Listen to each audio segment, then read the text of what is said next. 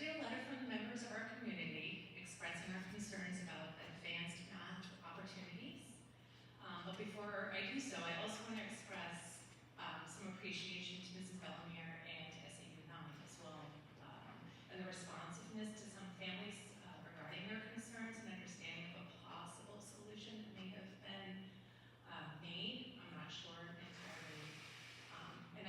It's encouraging and it's important still to have ensuring that there's a stable and predictable pathway for middle school students who are ready for a greater academic challenge. So thank you for your time and your continued service to our students and families. And here's the letter. Dear members of the Jackson School Board, we are writing to express our concerns regarding the recent decision to eliminate 8th grade math, Algebra 1A, this upcoming academic year, as communicated in Principal Bellemere's letter to families on June 17th. It was especially disappointing to hear that this was due to insufficient enrollment, and as our experience has been that students need more advanced math and greater rigor. Please don't allow this important pathway to be closed. It's important. This decision appears inconsistent with SAU's 9 stated commitment to foster individual needs. I know that there may be a new strategic plan, although I'm not sure. But it is still individualized learning, which I appreciate, or we all appreciate.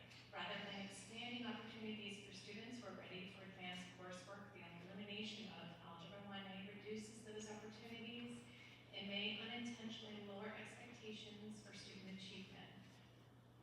And research has shown that expectations play a significant role in student success, and there was a controlled study that I also found and annotated. About half of the affected teacher expectations on student achievement was explained by increased student motivation. When students are challenged and encouraged to pursue higher level coursework, they're more likely to rise to those expectations. If only a small number of students currently qualify for Algebra 1A, that raises an important question. Should we be eliminating the opportunity, or should we be examining how many students are being prepared to reach it? Low qualification rates may suggest a need to review instructional methods, curriculum alignment, more academic support, or pathways students follow before reaching the 8th grade. Removing the course addresses the symptom rather than the underlying cause. Additionally, educational resources such as illustrative math, demonstrates that Algebra 1 can be successfully taught within a single school year. And I understand that it's broken up in 2. When appropriate supports are in place, so it can be taught in 1. This suggests that there are maybe alternatives worth exploring before eliminating the course entirely. The principal's letter also referenced preparation for Tenet High School. Families have a variety of educational goals and future pathways for their students. Our middle school curriculum should seek to meet the needs of all students, including those who are ready and really eager for more advanced academic challenges, and respectfully urge the school board to reconsider the decision, or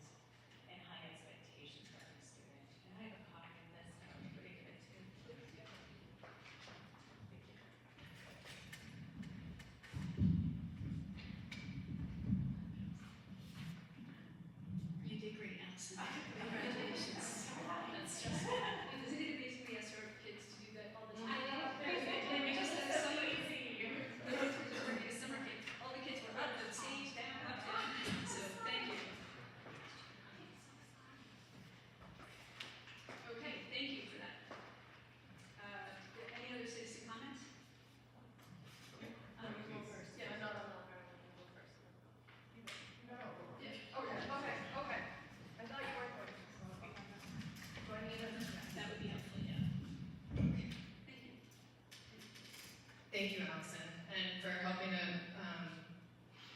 organize some of my thoughts. I just wanted to be here because I do think that this is really important to start talking about our middle school education. And I want to reiterate my family's interest in staying engaged in our SAU 9 schools in a way that I can proudly say, we are here and we are staying because the academic rigor is there. I know that my kids are going to get set up for whatever decisions and pathways they want to take as they continue their education, and middle school is one of those key critical times. I've been really impressed with the elementary school curriculum. It has worked for my kids. I know it's very literary heavy, but it has worked. I don't know that much about the middle school curriculum, but what I would hope to say is that staying engaged with our SAU 9 schools during middle school is setting our kids up for that, again, academic rigor. What I worry and what I'm concerned about is actually years of hearing among my peers of them making other choices. And that other choices for charter school, for individual homeschool, great, those are opportunities that can be made, but I don't want it to be those choices because they're creating this other narrative. And maybe there's school culture choices, but I also want to strengthen our public SAU 9 narrative of staying in it because the academic rigor is there. And so just thank you for bringing this 8th grade pathway to our attention.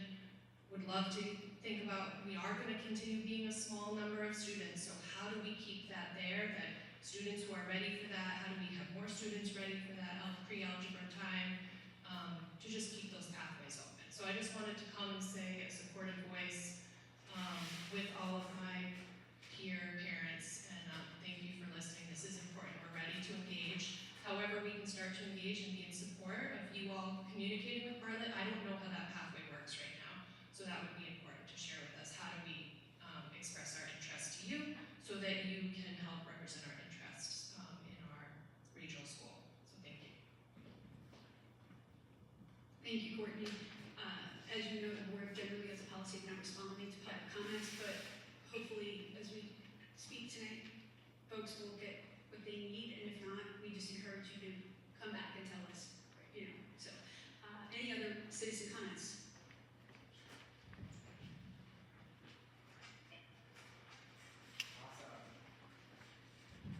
Come with candidates too. So.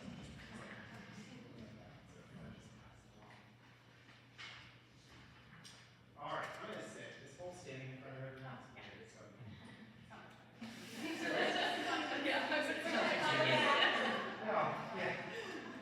All right.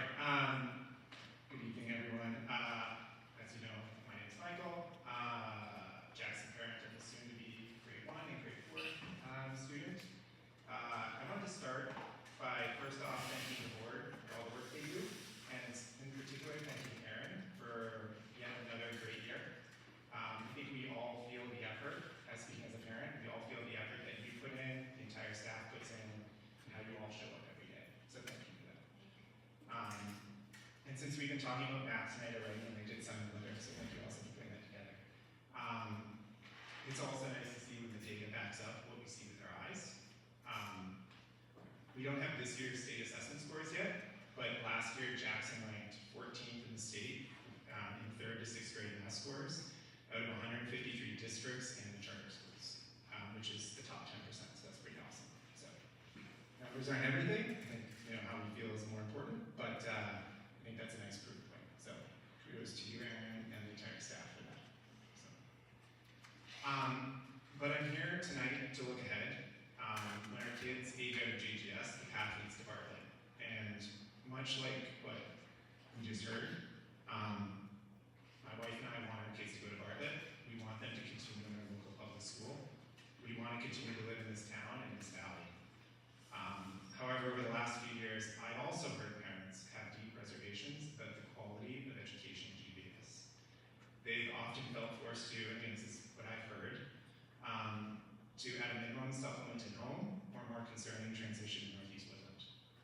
I've also seen, in at least one extreme case, people leaving the valley entirely, partially, not completely, to be super honest about that, but partially because of the education at JBS, which I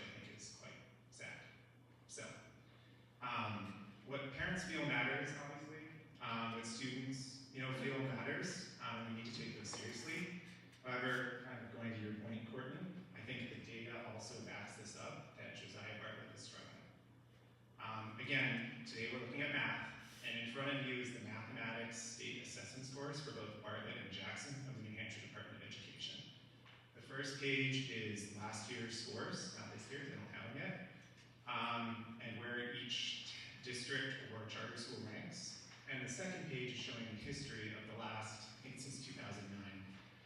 This microphone's for changes. I think it's since 2009 of how Jackson and Bartlett have performed compared to all the other school districts of the state.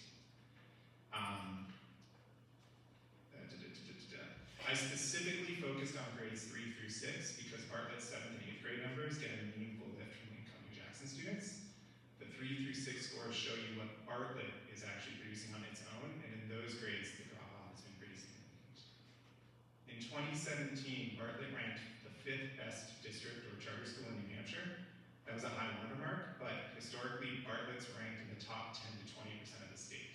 You go back from looking at from 2009 through 2017. 8 years later, in 2025, Bartlett ranks the 7th worst. 95% of schools and districts scored better on the percentage of students who are proficient or above proficient in mathematics. They are now just behind a traditionally struggling district, the city of Manchester. And what you notice is the grades for 3 to 6 have continued to grade year over year. This is just not acceptable.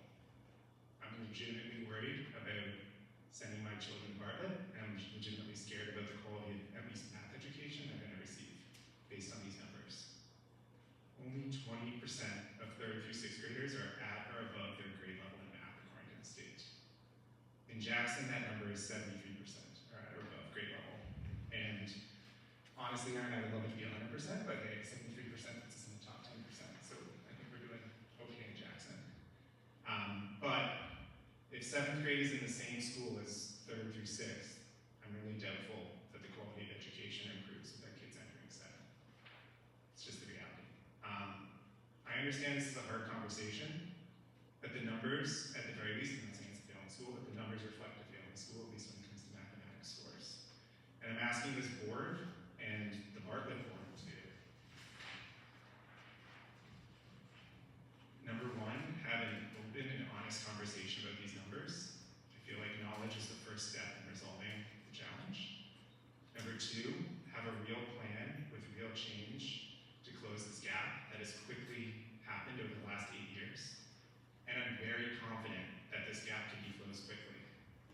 It's been underappreciated, but if you look at those numbers on the second page, there's actually been a dramatic turnaround in JGS scores.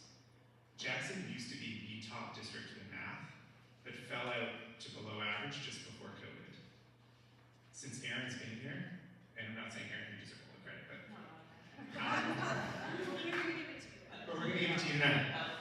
Jackson has gone from below average to again the top 10%. And I think number 3, if Bartlett can't turn it around, and I truly believe that must be our number 1 goal, we have to brainstorm what other options we have for Jackson parents.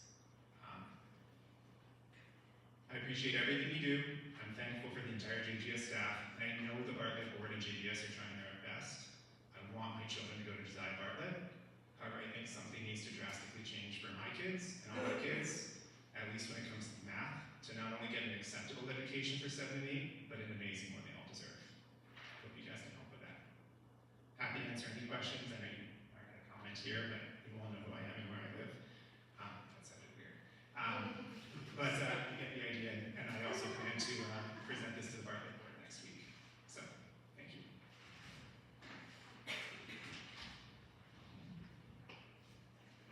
Thank you. Any other citizen comments? Okay. So just to be clear for the record, we have a letter presented to us that's actually signed. It was read by Allison Brand, but it's signed by Micah Berhart, Peter Doucette, Michael Portheous, Jessica Portheous, Bernard Roth, Bertrand Lefebvre, I think, Mary Lane and his wife, Dudley Davis, Kimberly Davis, Allison Brand, Randall Brand, and Irina Oliva. So if we can just make sure that that is part of our record tonight. And then we also have the documents entitled State Assessment Math Scores by District/Charter School that Michael Portheous shared with the board. So with that, we will turn to the next item on the agenda, which is new business and Yes. yeah. Yeah, before we move on,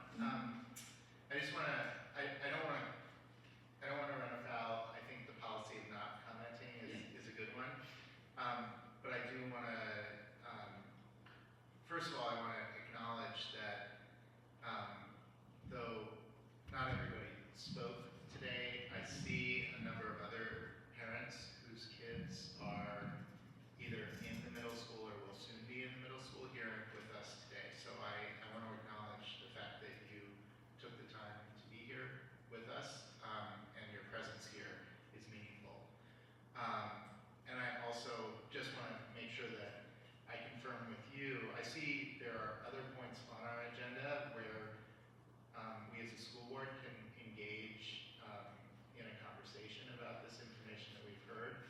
And so I just want to confirm for myself that that's coming up. Yes, thank you, James. I appreciate you doing that because I already knew that we have middle school on the agenda at 3 points. So, and we made a lot of preparations. We'll be talking about this and more. So stay tuned. But thank you because I think it is important one to acknowledge the folks in the audience. Just being here is very meaningful, even if you are not speaking, because we are just so lucky to have a very engaged community. And to that end, I'll also share. I think I've had over 30 contacts with folks about this topic since the 17th of June. So it's something that is very important to our community, and hopefully you'll see by tonight's conversation we're all engaged in it. Good? Yeah, so thank you, and thank you for your bravery to get up and speak. We really do appreciate that, and to share your thoughts with us. So with that, will turn to our new business, and we'll get to the middle school topic shortly. But I had added an agenda item because I just recently was given a letter from 3 separate parents, unrelated, regarding Northeast Woodland Charter School. And it states that the Department of Education conducted 2 investigations involving our SAU. One investigation was substantiated and found our SAU not in compliance. The other is still ongoing. The DOE did inform our superintendent months ago, but literally, I think tonight might be the first. Most of our board is hearing about it, and I only just heard about it. So this is extremely important. So I thought this had to just get moved to the top of the discussion because I'm sure it's important all around. So perhaps you all would like to speak to it. And I do want to make sure that a copy of the letter is shared in our minutes. So Melissa, you let us know how to do that, or Amy, so that folks can read it for themselves. So I'm happy to address what I can in public. A lot of it needs to be addressed in non-microphone. Yeah, let's definitely use the microphone. Just before we get there, is there anything, just hold on one second, is there anything that the board wants to say before we turn it over to staff? Well, I just want to,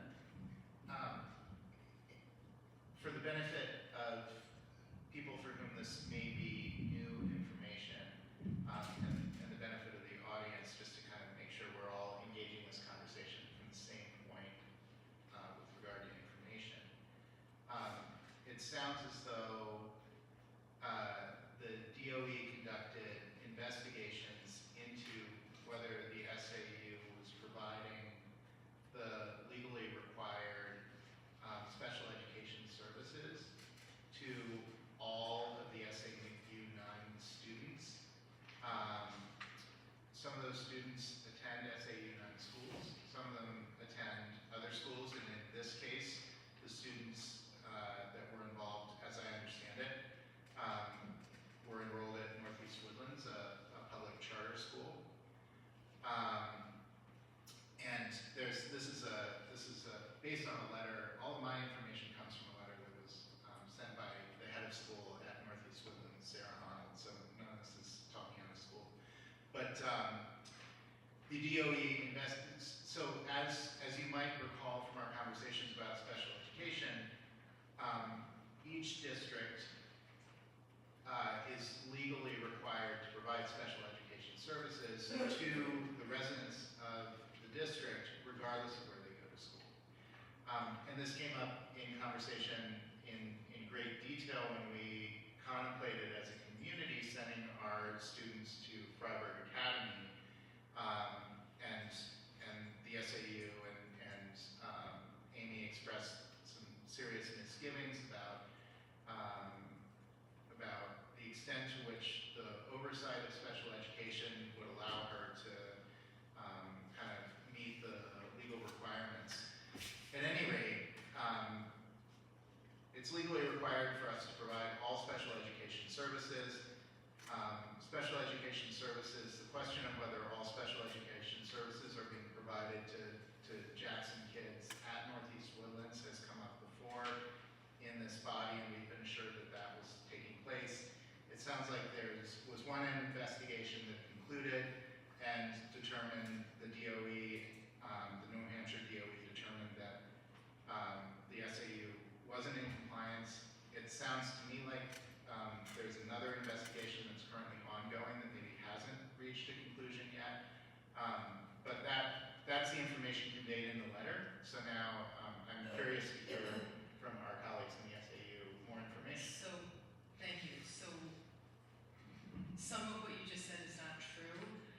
We have not received the letter that was sent, so I would love to have a copy. I see you guys have a copy. I've seen screenshots, partial screenshots of the letter. There are two items. There was a due process file that I can't speak to because it hasn't been addressed. There's something called a due diligence review. So if the Department of Ed or anybody in the public has a concern about services being provided to students, they can make note of that. Thank you. And the department will review services.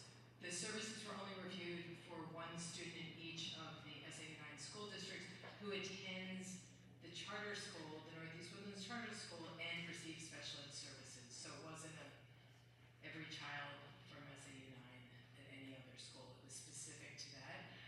There were findings and corrective actions. I've been meeting at least monthly, if not more, with our education consultant at the Department of Education, who then reports to the due diligence committee on a monthly basis. We are seeking parent input throughout all of our IEP meetings to be sure to align any needed compensatory education services. There's some new leadership at the charter school, and we're working closely with them and collaboratively with them. I feel like we're on a better pathway. We had a staff member who was working there full-time as a special educator. That position became vacant in November. And then as of January, we were able to partner with the charter schools so that some of their staff could provide, they have one special educator, and that person could provide some of the services that were due to our children. In the meantime, we've been looking and advertising, as have they, to hire full-time special educators. We have not been able to. There is a large need for special education teachers throughout our state and throughout the country. So we are all feeling that, us and the charter schools. We have 3 charter schools now in the district. This is just one that we're speaking of. I'm hopeful and moving forward, feeling like we have a good plan in place that starts next week after the 4th and goes straight through the coming school year for students. Thank you. So, just a couple of questions. You all first. If someone wants to say something, I have a couple of questions. Yeah? Go ahead. So, just for clarity, because Amy just pointed out to me, so I'll hold it up for you all. Just this document was shared with me from the separate photos. Amy just said it's actually a 3-page document. So they don't undertake this. Yeah, so, this looks like a cover letter, and actually, just for clarity, let's just let everyone clearly brought up to speak here. So this is a letter addressed to Northeast Woodland. In the fall of 2025, written concern shared with the New Hampshire Department of Education resulted in an investigation that found SAU 9 was not in compliance with the full delivery of services for students at Northeast Woodland. This finding was communicated by the NHDOE to SAU 9 Superintendent Amy Frechette. A second, more thorough investigation prompted by a separate complaint initiated by an individual parent is currently ongoing. They then go on to say, if the SAU does not offer your child reasonable compensatory services, please contact Pam Stimson and copy David Coleman at this email. I think, is David Coleman the new head of school? Yes. Yeah. No, he's the new chair of the board. New chair. No. No, I'm No. sorry. You're right. Your child's special education rights allow you to specify how you would like your child's compensatory services offered. If you are still unsatisfied, you can contact the DOE. Here's the link for that. They also have a parent, Amber Eastie, who's offered to support families to help understand their rights and navigate the complaint process. And they give her contact information. Please know that Northeast Woodland's goal is not to create conflict, but to advocate clearly and responsibly for our students. We value our relationship with the SAU 9 and remain committed to working collaboratively toward a service model that is legally compliant, educationally sound, reasonably predictable, and consistent, and centered on the needs of the children. Thank you for your attention. And this is signed from Sarah Arnold, head of school. So this sounds like it's verified letter that it's real, because that was the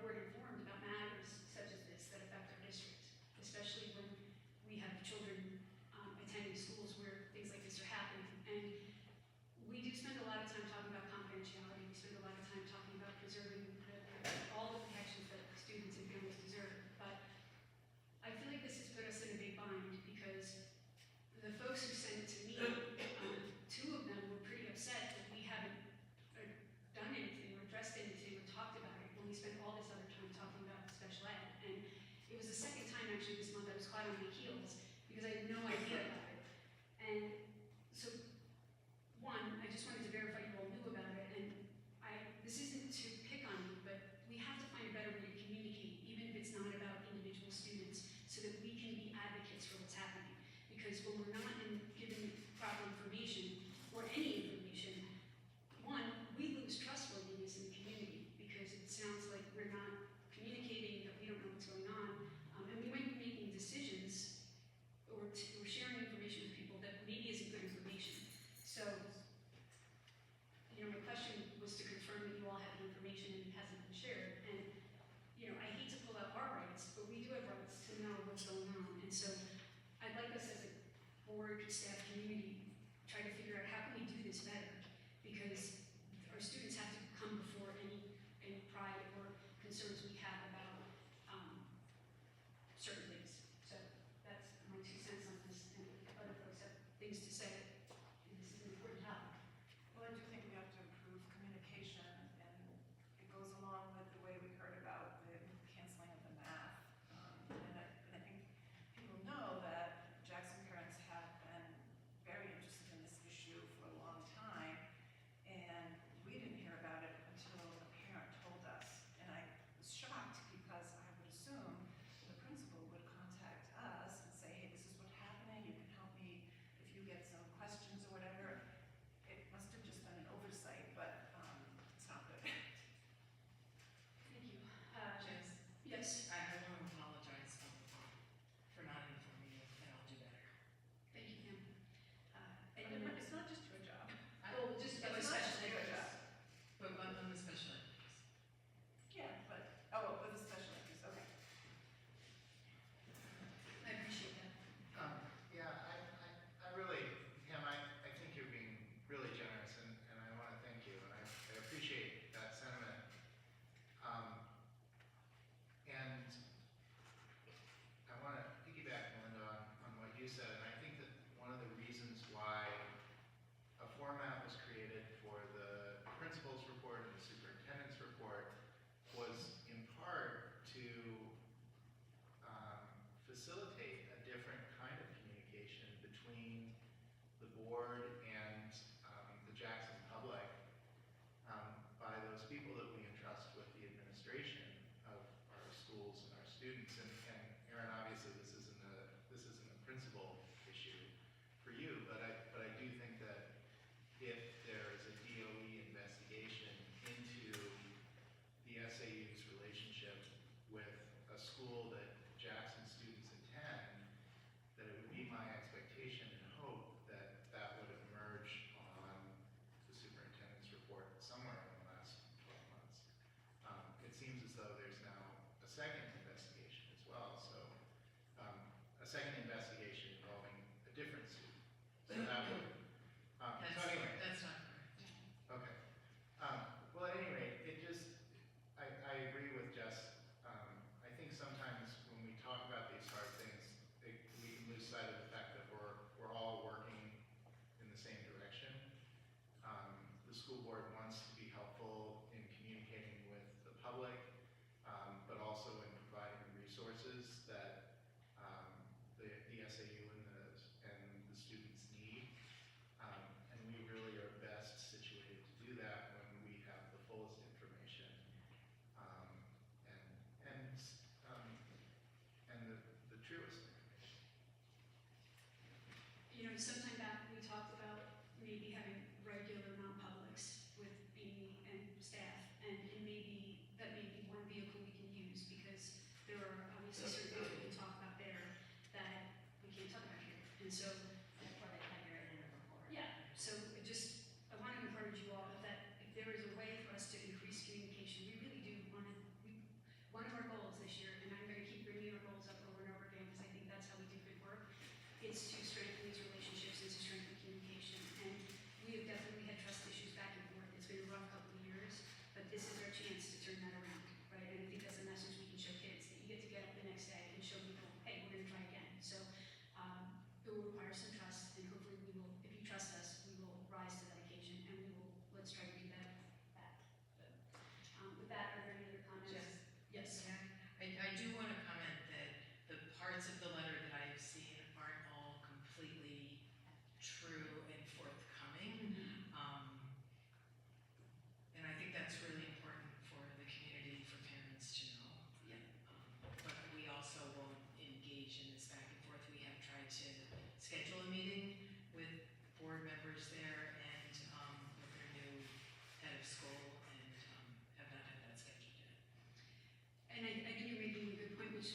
to why we want to be able to at least allude to these things, because I think any one of us here in this room knows that there are always three sides to every story. And, you know, back in the day, someone would get this and forward it and send it to everyone. Look at this, how bad the SAU is. Why I wanted to bring it to you directly to say, is this real? What are the actual concerns we deserve to have, right? We want to stay in our lane as a board. So, and to give you an opportunity to respond to them, because we know that we can't share everything on this side of the table most of the time anyway. But what we can share, we should. We need to be transparent that things are happening. So, yeah. All right. Anything else from anyone? Okay. Thank you. All right. With that, we'll turn to a little bit of a more exciting topic. Well, not exciting, but maybe a little more uplifting. The next item is strategic planning, and our strategic plan is up to 27. And at our last meeting, we all asked me trying to see what I could come up with for moving that forward with a timeline that we hoped for would be by January 27. And thank you to Micah Burhart and Sasha Tracy, who I started with. They are unable to provide those services, but they have referred to us a colleague, Janet Wilkinson from Mooney Hill Enterprises. And essentially, I reached out to her. Well, Sasha made the introduction for her, and I let her know our current plan wraps up in 27. We'd like to have a new one ready by January 27, or as soon as possible thereafter, so we can roll into the next cycle smoothly. Thanks to our staff, we've hit most benchmarks, and I did share the plan with her. We have a very supportive board and community, and we've already done quite a bit of visioning work with the board, so we're in a good place to get started.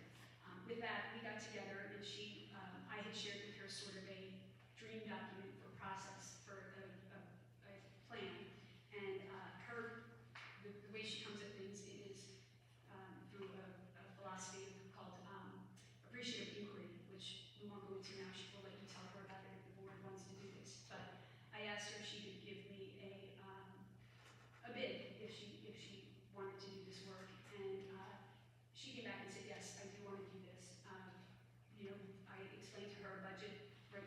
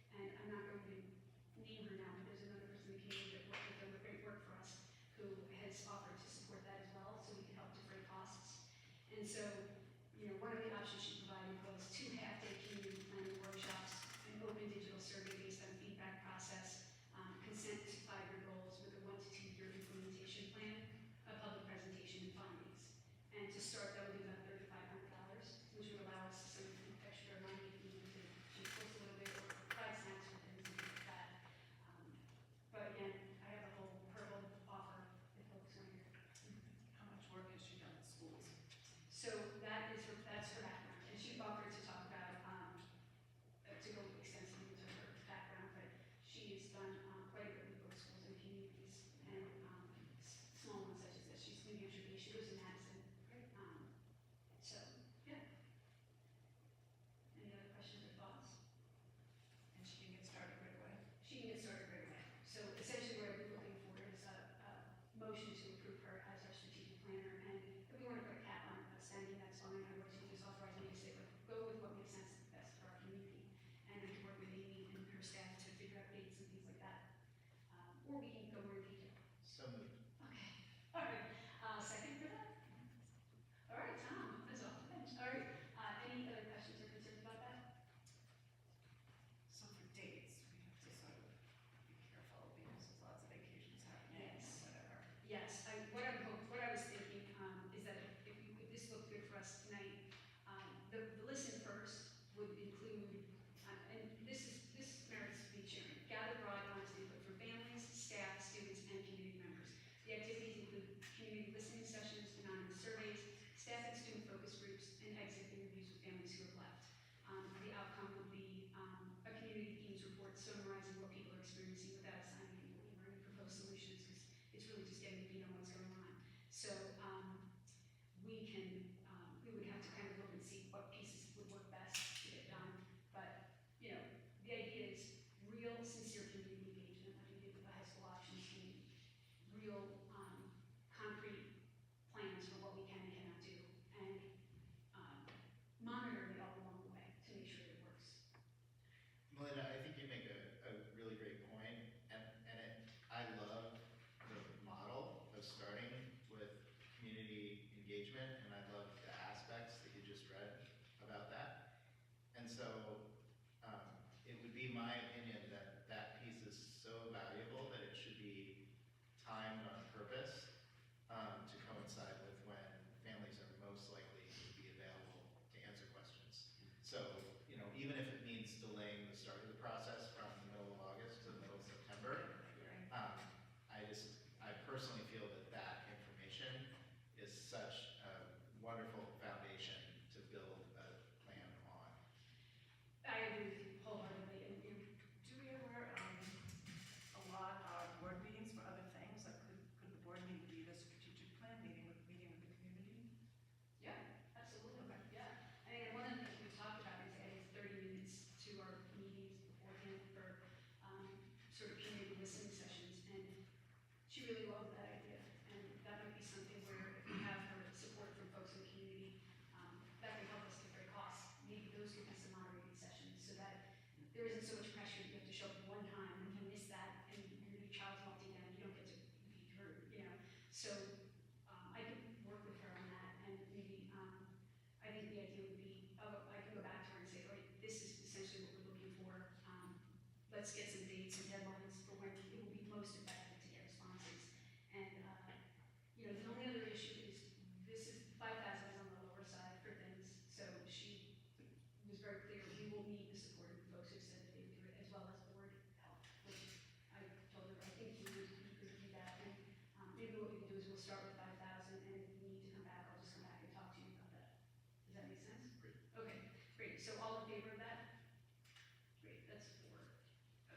Okay, so I'll follow up with you, Amy, and I'll put you two in touch, and, we'll get that moving. Okay. Okay, just don't forget that. All right, next up we have, so the middle school, pathways and transition support. So, we've already had a little bit of discussion about this, but I just want to orient this all in this moment in time, and summarize kind of where things stand, with what's been happening. So, because other items on the agenda are going to be relevant at some points, so. Do we have a copy of the letter that went to parents? On We, communication? I'd asked for it to be included in the packet, I'm not sure, I had my copy, so, we should, I think I will merit sharing it this evening, so let's make sure, can you all make sure that letter gets shared out to the board if it hasn't been already? Just to give folks context, as you know, not only did we negotiate high school contracts last year, but we negotiated the middle school contract with Bartlett. And it's actually on our agenda tonight to be signed. And during those negotiations, it was actually pretty critical for us that we have, number one, extracurriculars pulled back to the Bartlett community from Kent Middle School. We actually debated over a clause in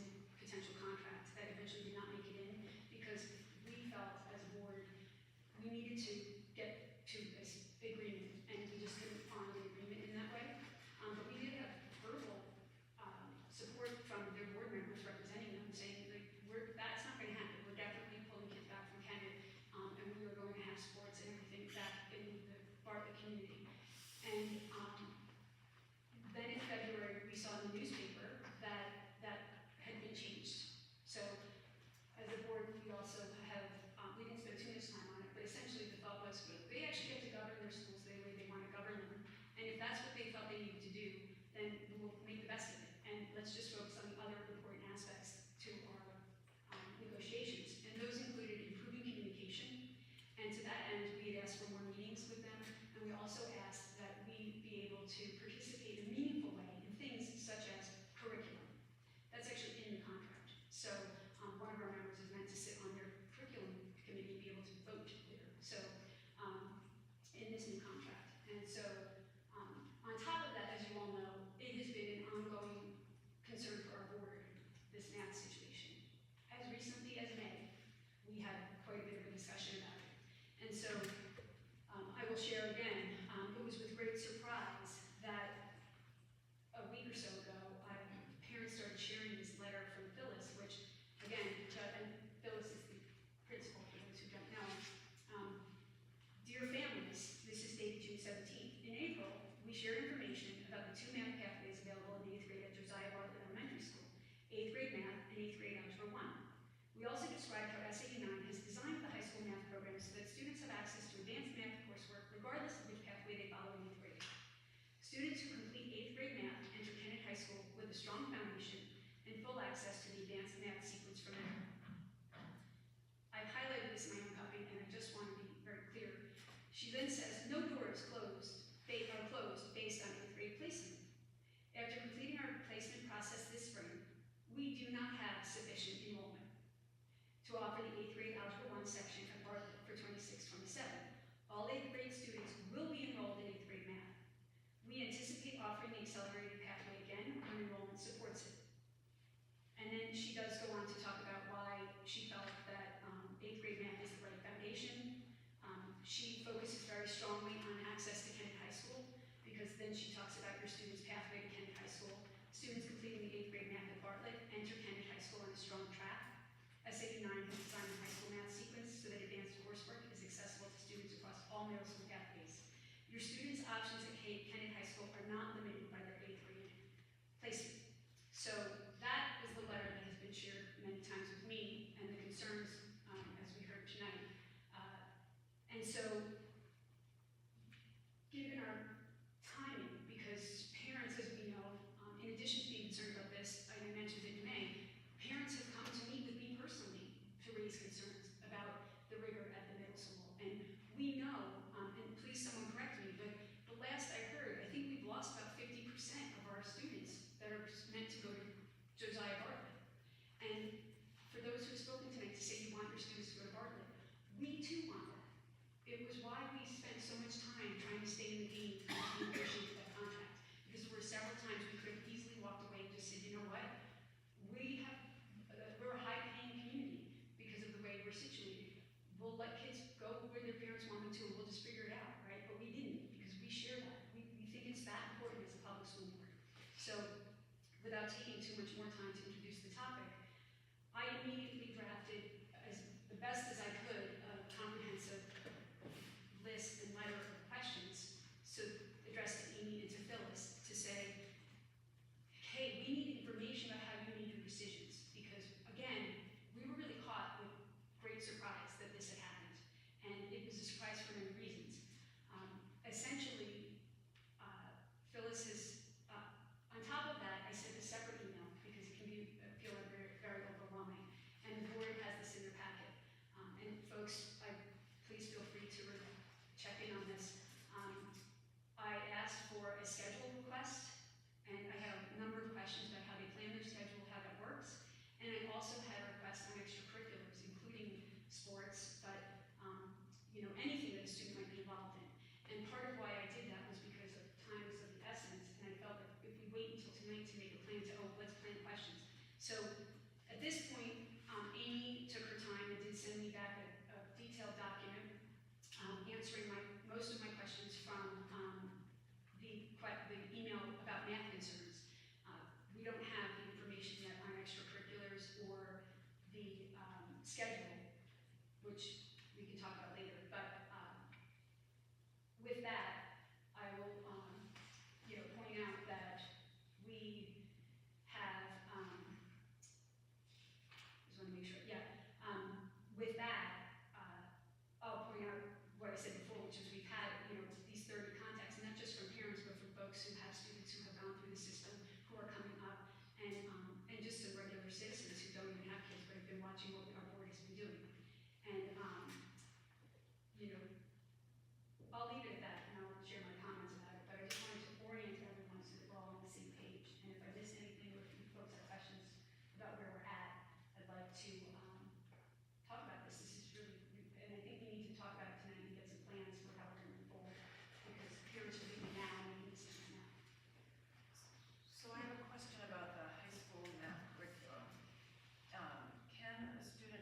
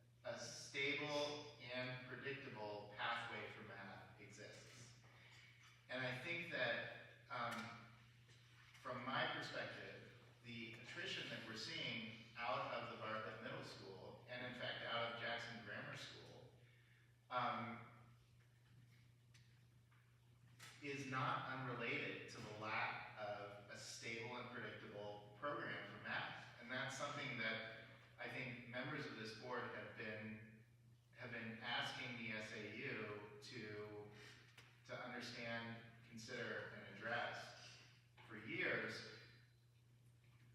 The other thing though that I wanna put out there is that I see lots of engaged constituents, and I see lots of engaged board members and SAU employees. The person I don't see here is the person who made this decision. 40% of her students come from this community. So I guess what I'd like to recommend is that we schedule this conversation at a time that the principal of Bartlett Middle School can be here with us to help us understand the situation and help us reach a conclusion that works for her students. Anyone else have any comments or questions?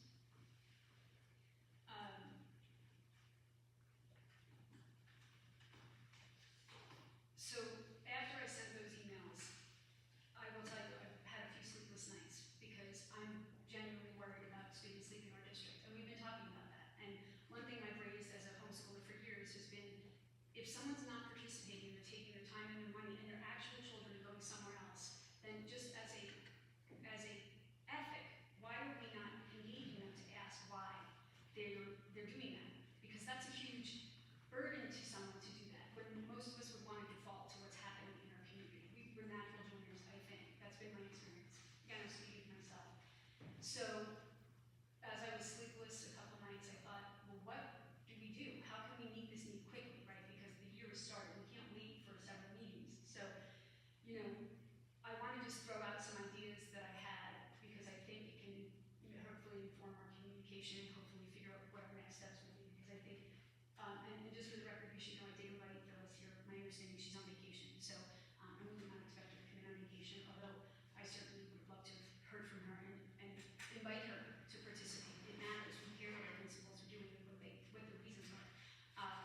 So the issue is not finding a single pathway for one child who has to then be different from the other students. Because one of the things we heard this year, thanks to those coffee talks and to parents taking the time to reach out to me personally, is that is a terrible pathway for a middle schooler to be on because they feel like they are excluded. They don't see it as an opportunity to do more challenging math. They feel like Wait. my point here is You're describing a separate but equal pathway, right? Isn't that okay? That is painful, James, especially these days, right? So we have had traditionally, as a parent of 3 children who've gone through the system, and math was a primary concern for me. I've gotten to see a lot of changes. And so it was a stable, consistent pathway.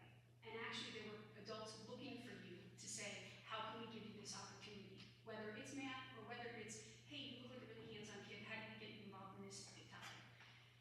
For this particular subject, though, what I've been hearing in the last few years in my own experience has been, if you are at level or above and need a challenge and need more engagement, if you're not identified as special education, the solution is hop on DLabs, take remote classes. And the experience with that has been mixed at best. It is, by and large, more difficult for middle school children to do that. And for those who don't know, it's Virtual Learning Academy Charter School, which is a public charter school in New Hampshire. And they offer remote classes for folks at no cost. And both Bartlett and Kenny have been using them to fortify their offerings. So my concern is that we're creating a culture where if you have a need for more advanced math or speaks anything else, you suddenly become other. And I think it's up to us to create a culture where it is fun and cool and awesome to be wanting to do more rigorous math. And if you're able to give that opportunity regularly and to give it in person. So some thoughts I had and I've explored a little bit, and I'm going to hope that we can toss this over to Amy, is that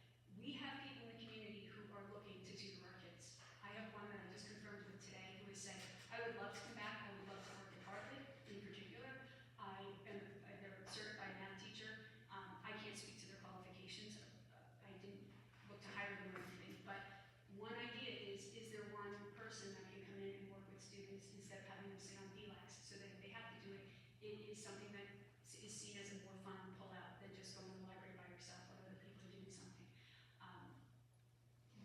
The last I heard is that since we sent a letter to Phyllis, she has done some talking about VLAX for these students and giving them the option where they can go to the teacher and ask if they need help. I don't know about you, but most of the students I work with find it extremely difficult to ask for help. It needs to be easy, it needs to be accessible, it needs to be offered on a regular basis. So that's a red flag for me, it's a concern for me that to put that burden on the student to initiate that at the age of the 7th grade grader.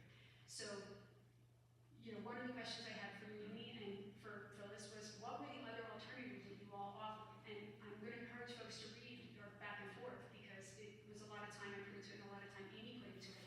But besides a tutor, I think we could have also explored the fact that a while back Freiburg Academy has offered to support any pathway to fortify students to prepare themselves for high school. Obviously, we'd love to prepare them for Freiburg Academy, but the offer was we will help transition students if that's needed. They have offerings where they could do it, where they are in person here, students could go to Freiburg Academy, and a bunch of varieties that way. So those are just two that I came up with, and I would have loved to see us explore before we sent a letter out to the community saying there will be no But accelerated. I guess I just struggle to understand. I think it's generous and creative of you to think of those ideas, but, I'm not an educator. I don't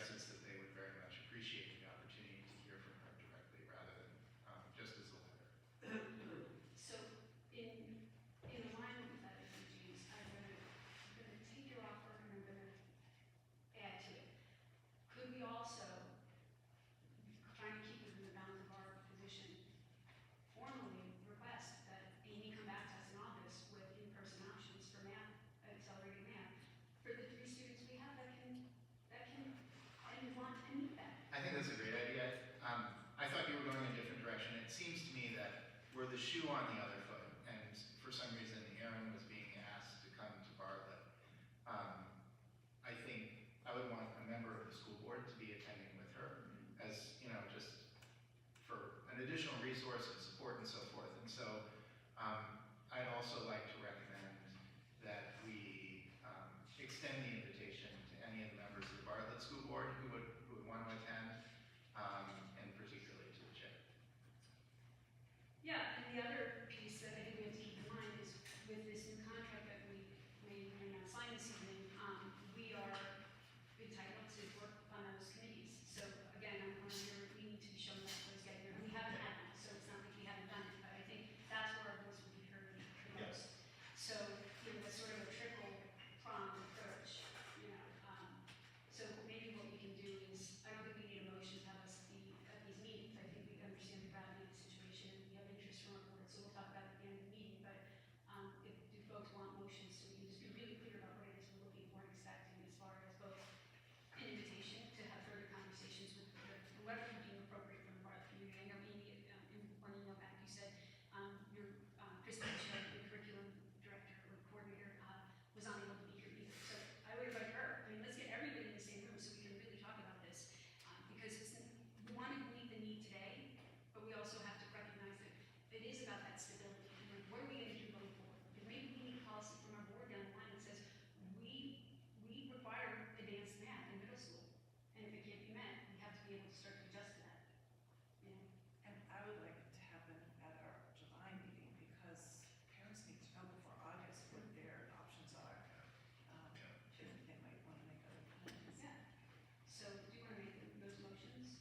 Sure, I move that, hopefully, well, we're asking for our July meeting, which I think is July 20th, that we have some answers about what the, real life person, working with our kids, our advanced math kids, what are the options? Yeah, and just to, if I think I clarified a little bit, so, in-person math, advanced math options for 26, 27. Work those up for us. What are the costs? What's the feasibility of it? And I gave you two options that could be explored. I'd love for you to explore them. If there are other ones that could be done, I think we just have to create that culture that this is normal. Being advanced at math is just normal, and it's not an issue every year and every time this topic comes up. Yeah, just to share with the board and the community, when my daughter was in the same position going into 8th grade at Bartlett Middle School, at this point in the summer there was no math teacher, and Phyllis assured us that there would be a math teacher, and continued to assure us that there would be a math teacher. And in the fall, there was a math teacher who lasted a short number of months before there was a separation agreement. This is not a new situation for parents to be in vis-a-vis math at Bartlett, unfortunately. And I think that this body can solve any problem. But it's dispiriting when we're discussing the same problem. That was 2 years ago. Here we are,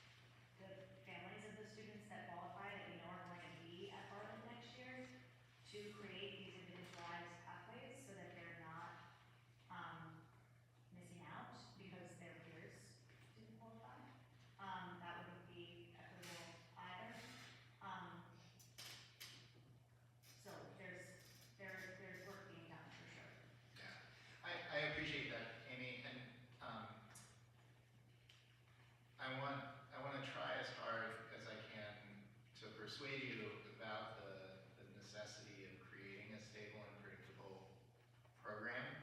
And I think that were I speaking to the Bartlett School Board and Phyllis, I would say the same thing. I think it's likely that in order to reverse the attrition trend, that the school is going to have to contemplate offering courses that aren't cost effective to a small number of students in order to restore trust in the community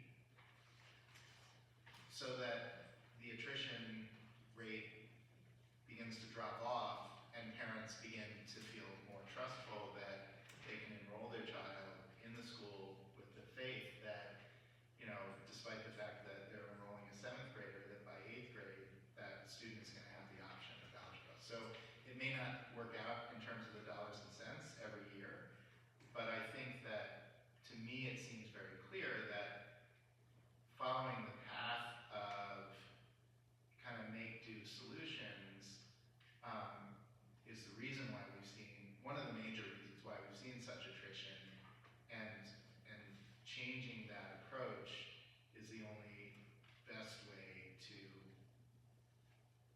start to change that attrition.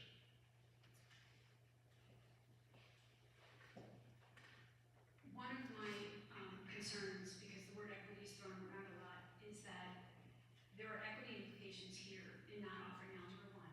Our Kennett Middle School students have access to it, and in fact, so many of them qualify that when I asked if students could be considered to join them, because we all want to see you, the answer was that they're almost at capacity, so that was not an option that would be pursued.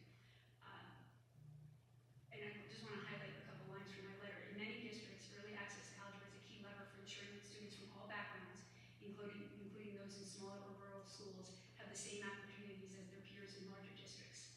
When a pathway disappears because enrollment is low, it can unintentionally limit access for students who are ready for more challenging work and widen opportunity gaps between districts. Why I put that in there is I work with a lot of at-risk students in our community, and it is an issue that they don't have the math that they need in a variety of ways. And we have to keep that at the forefront. I'm not saying what we have to do about it, but we have to always keep that in mind, that we want to keep pathways open for all of our students as long as we can. And, I also want to come back around to just highlight that this is the second time that we were surprised this month. And it really would have been appreciated if you all had shared this news with us before you shared it with parents, because it did force us into reaction mode. And I will spend as much time as I can on this work. It is both a personal and a professional passion, but the time it took to respond and to participate with 30 citizens is time that we could have spent better, because I could have put my attention to other things instead of handling each one of those one-on-one. And so to that end, I think one thing we can also do is, let's put this on our agenda for next month as a, I don't think we need a presentation on why algebra or not, because I think our board is clearly asking for in-person algebra options for 26, 27 and beyond, and the feasibility of that. And I think it's up to our board to decide whether it is feasible. If it is an extra cost each year, let us address that and see if Bartlett can provide it or not. We need to know that so that we can make sure that if we want it to be a stable part of our curriculum, it really is a stable part of the curriculum. Does that make sense? So to have that as an agenda item and to have, because I think that will give the space for Amy to present the in-person options that we discussed and what the feasibility is, and I think it will also give that ability for anyone who'd like and that we can get here to come and talk about this, and for parents to know it's not going off our radar. It is that important that we get decisions and information as soon as possible. Is that fair to do? Okay, so we'll make that, let's make that a presentation on in-school, in-person math options for middle students. And maybe we can allow 15 to 30 minutes. Yes? Just share the data that the decision was based on questioning. Sure, yes. And Amy did answer that in her And my notes. second point is, you just mentioned that Phyllis is working with the parents of the 8th graders that is interested in algebra. As a parent, I can always receive a phone call or an email or a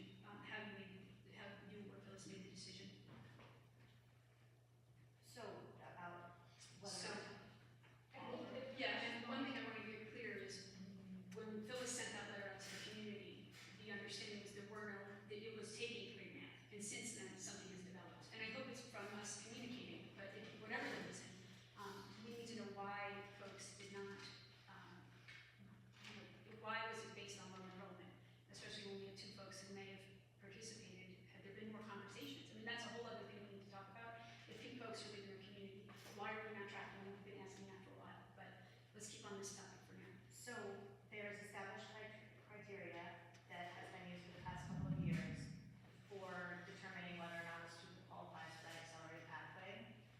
That criteria is consistent with Kennett Middle School, and has been used for several years. After that assessment data is collected in the spring, then it's a conversation about digging deeply into that assessment data, which is multiple data points, to determine how many students qualify for the accelerated pathway. This current year that we're working under, there were enough students to run a separate group for them. So they do the 8th grade content along with everyone else at a more accelerated rate to then free up time in the middle of half of the year to begin the algebra course. This year in Bartlett, 2 students outright met the criteria. I was informed through Phyllis that one of those students is not going to be at Bartlett next year, so that left 1 student. And then we do look at a second group of students who are like conditionally qualified, essentially. So they didn't meet the criteria, but we look at them on an individual basis. And when we're able, we offer that pathway to those students as well. I believe there were 3 conditionally approved students. One of them will not be going to Bartlett. So the 2 remaining students, we reached out to their families and determined other options for them.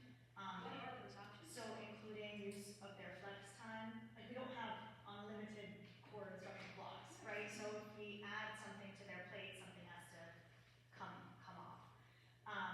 We do have, there is a flex time block, so similar to the high school and the middle school, where students are receiving additional instruction. Sometimes it's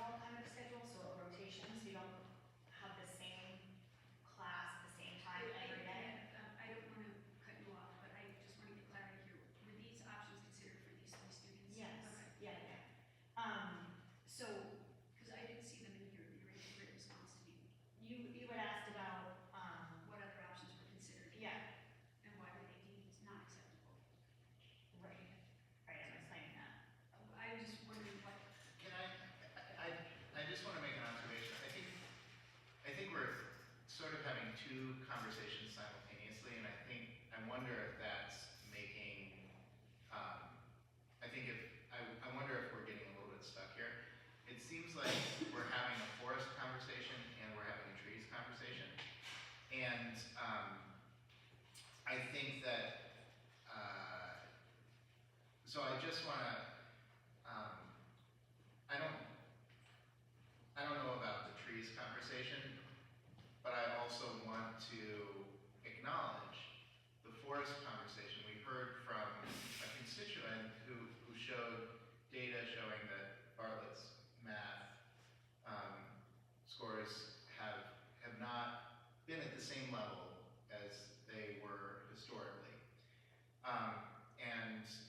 I want to acknowledge that not all of the people who are expressing concern about the math offerings at Bartlett are people who have rising 8th graders who are going to be personally affected this coming fall. So I want to make sure that at some point there's room in the conversation not to just have, I understand the time-sensitive nature of the fall of 2026 conversation, but I want to also be mindful of the other conversation that I think our neighbors have asked us to have, which is less about the fall of 2026 and more about kind of the strategic goals of the leadership at Bartlett around math achievement. I think that's a good point, James. So I'm going to ask Amy if you can follow up with the parent that asked that question and just make sure we communicate with folks and encourage those to do so. But I take your point, James, which is, and I think we will get to the bigger strategic questions as we move on. I think we need to talk about as far as that idea of the CAT committee, because there have been some good developments there, and that might give us some clarity along with our strategic plan. So if folks are okay, we'll keep moving forward. Great. With the next item, we have is middle school extracurricular options and compensation. And that's on here because in these many communications this month, there were some concerns raised because there's an understanding that the board in Bartlett, or the staff in Bartlett, however we read this, I'm not sure, and that's why I'm bringing it to you. We already know that some extracurricular options are being offered back at Kennett Middle School, and I am going to repeat my request for that data that I asked for involving both the scheduling for next year, because I'm very curious how that will work as students are leaving to go to sports, because when my student left, they missed significant classes, and that was a very difficult challenge for us. So I would really like to get that schedule information, and I would really like to get the answers to my questions on extracurriculars for next month by the latest. But in the meantime, the conversation here is really just to make sure that the board is fully understanding that it seems to be confirmed that several sports are going back to Kennett Middle School, because we never got the official word on that. So I just want to make sure we're not using hearsay for that. And also the idea that they're changing compensation potentially so that maybe some extracurricular positions are getting paid more, but others are not. So do you know anything about that, Amy? Are there varying compensations being made for extracurriculars over at Bartlett? So yes, a couple of things. They have a co-curriculum meeting scheduled, I think, for next week or the week after.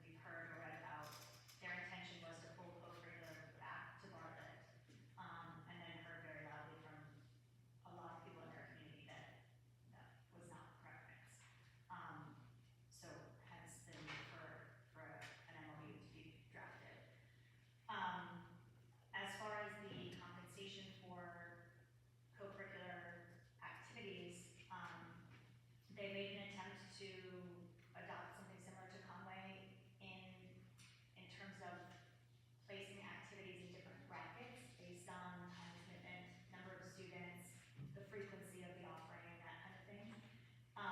And identify how many offerings fall within each of those brackets so that you can budget for that appropriately in any given year.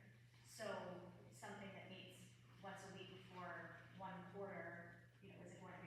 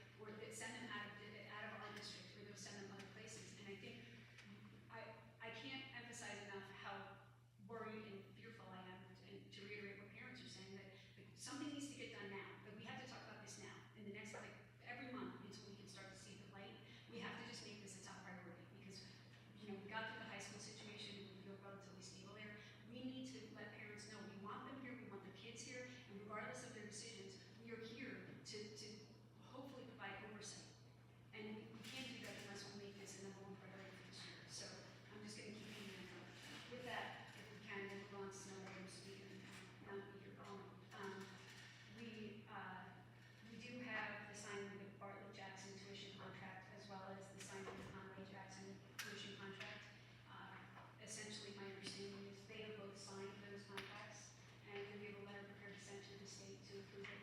So all that's left is for us to make a motion to sign it, and to sign it tonight. Can I do that now? I don't think Conway has signed yours yet, but. Was it the high school contract? Yeah. Yeah, I thought they signed it. Can I do that now? Yeah, so yes. I'd like to make a motion to sign all available contracts. Yes, sounds good. And, is there a second?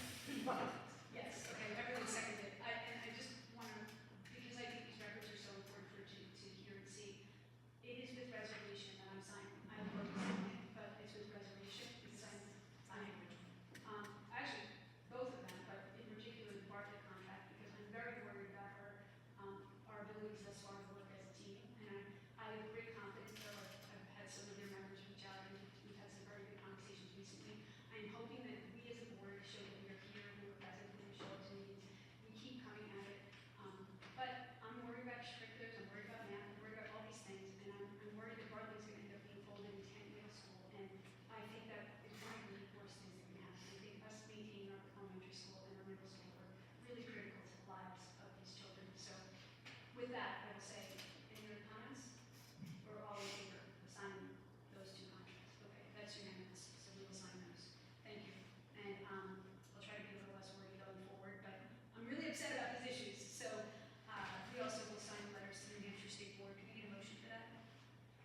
I think just goes without saying when you approve the contract. Okay. When you look, Yeah. just agree to sign. Okay. And It's just just another letter that says they've been executed. okay, and then let's turn to the budget status report, the revenue status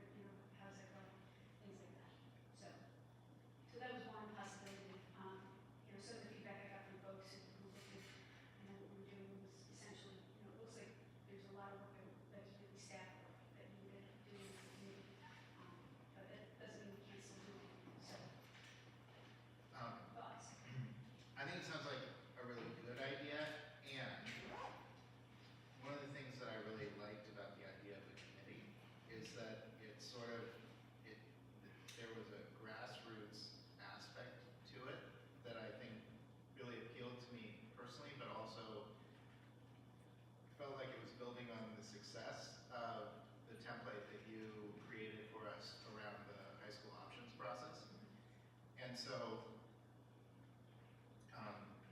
I still feel curious about if there was a steering committee that was devising a process for the board, what approach they would recommend that we take. And it might end up in the process that you're suggesting right now.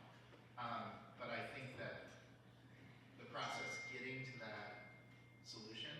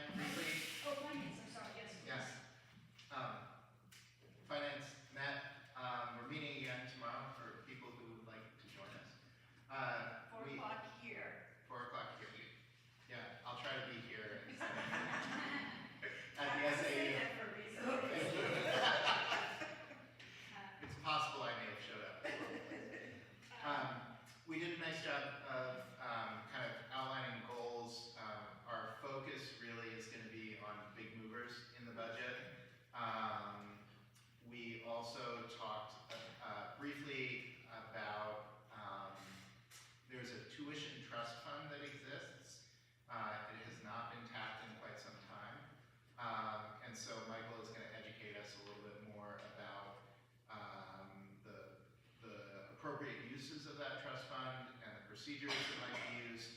And we were thinking of that in particular because we noticed that there was a big bump in the tuition expenses to taxpayers this year in this year's budget. So the idea was that we want to learn a little bit more about whether that could be used to defray some of that. Oh, awesome, that's great. And one thing that we didn't get to that I was asked to get to, that I want to touch briefly on is the policy committee has asked finance to make recommendations about creating a tuition policy. And so the policy committee really just wants a number for tuition. And so I thought I want to just briefly describe the 3 ways of calculating tuition and get guidance from the board right now so that we can lean into it tomorrow. But so it sounds like and this is cribbed completely from information Nicole shared with me, so I'm going to attribute this to her. But you can either calculate tuition based on a statutory calculation. So the analogy would be that the conversation that we've had about tuition with respect to stuff going on legislatively in New Hampshire about open enrollment. So that would be an example of statutory tuition. You can calculate tuition based on an arbitrary rate. An example would be what we've always had. The tuition cost for out of district students is 15 grand or whatever, 10 grand. Or you can do a cost-based calculation that involves kind of figuring out how much it actually costs to educate each student. And so I think it might be a little bit more complicated than that. And so depending on what guidance this body gives us, I thought we as a finance committee would take that up tomorrow and ask Michael to inform us a little bit more about how to go about delivering you the number. All right, thoughts from folks? Do you have any idea what the range is between those numbers? Is that like a giant It's difference? huge. It's huge.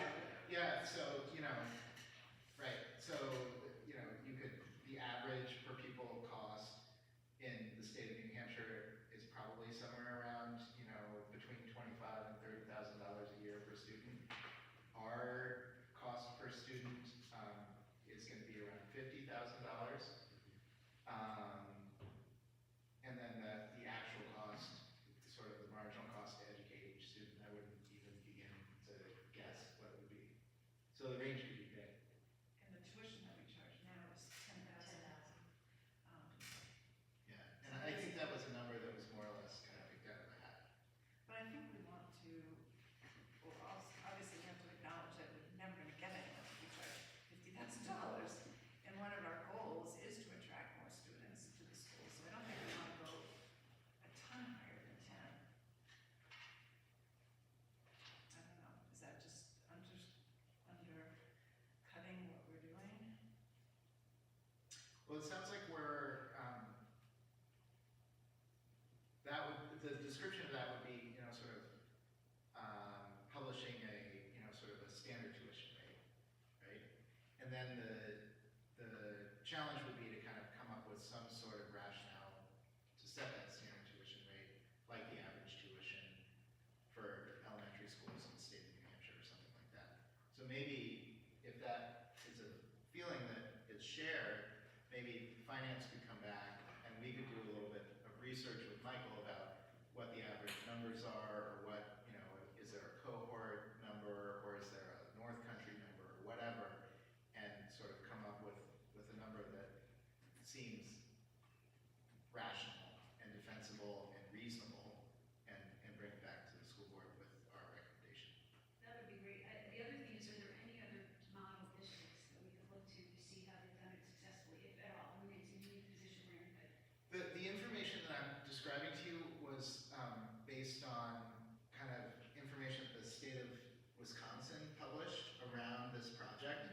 And so I think that it represents kind of a statewide approach, and they distilled all the different schools and their different policies down to these 3 categories. And do we know what the other schools in the SAU do? Do they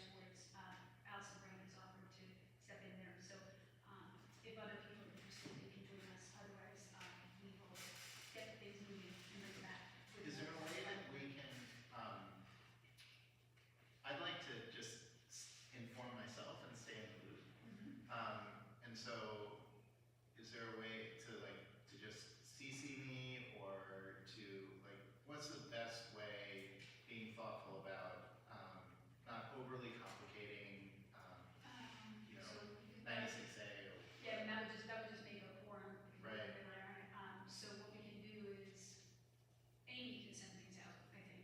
Yeah, I would just say Amy should send out, or, yeah, that would be great. I just want to, I don't need to attend and I don't need to participate in any meaningful way, but I do want to continue to inform myself. so what I'd like to do is after tonight, I'll verify that they're good to go, have the changes we made Yeah. tonight. And then we'll ask Amy, maybe we can schedule a meeting for us, and I'll see if I can get the plan for it before next month, so that we can get together. Great. Just for clarity, so this is for the CAT committee with the community, Yeah, but I thought I heard you earlier say that you want to draft a template for a transition plan, for me, right? well, so it would be, the committee would do that plan. They would draft that and bring it back to the board.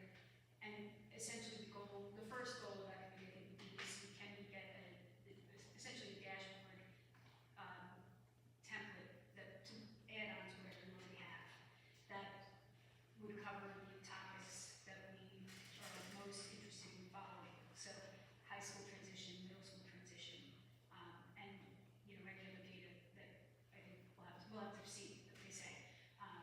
And then, what we'll do is bring that back. I think we'll try to work with you to say that this is workable, this is, and then bring it to the board for review and approval. And then, we'll take it from there. I think part of what I wanted to make sure we balance is if we have a strategic plan started, that will have a lot of community conversations. So I don't want to overburden people, but I think we'll figure out. I think if we've done this long enough with folks who want to support us, I think they will say, yeah, we will take this task, let's do the task, and then what's the next task? And essentially, the charter that we'll create is to support these transitions, especially this year. So does that make sense? Is that clear, Amy? I think so. So you know who those people are. So we're not in the schedule. So right now, if Michael Porteous and Allison Brandon come forward, both expressed interest. They both had very good feedback just about the general ideas to make sure, and they both were very, we want to make sure we stay on the lane. So, and not do what you all are supposed to be doing and vice versa. So, no one else has come forward.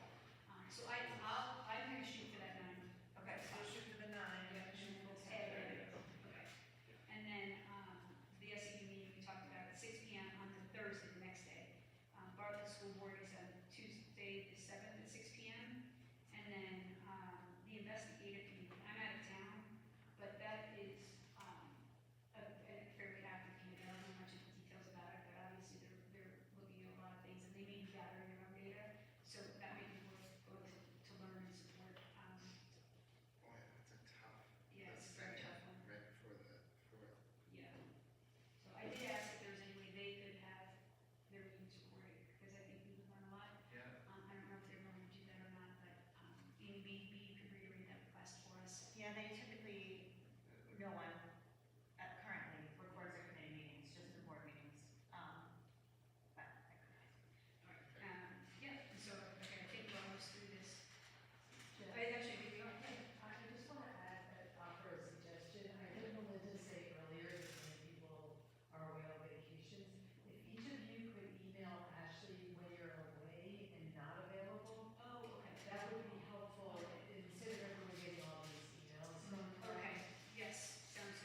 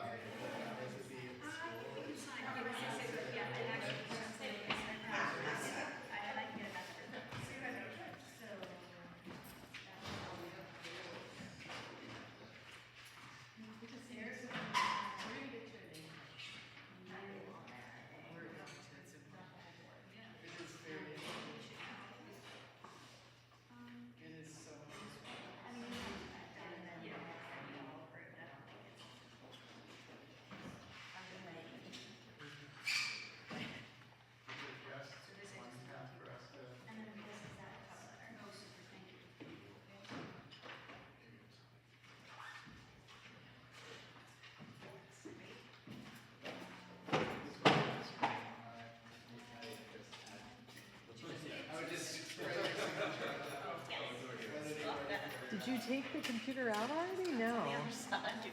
I don't want to touch that, but I was going to shut this down for you.